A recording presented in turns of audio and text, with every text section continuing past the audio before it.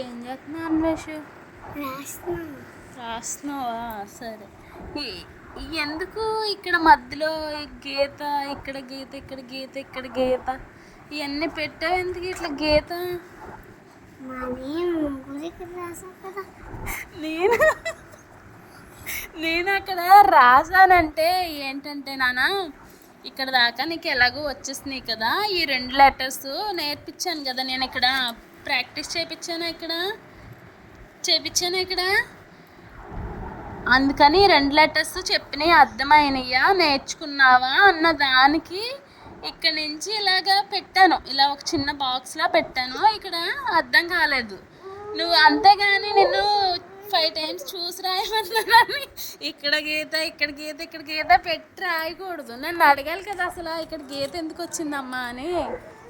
బాగా ఫాలో అవుతున్నావు చెప్పిన మట్టుకి. చాలా స్పీడ్గా నేర్చుకున్నాను. ఇంకా స్పీడ్గా నేర్చుకుంటే ఇంకా బాగా నేర్చేసుకుంటావు. ఓకేనా? ఆ గీతలు ఉండవు. ఓకేనా? అర్థమైందా? ఏది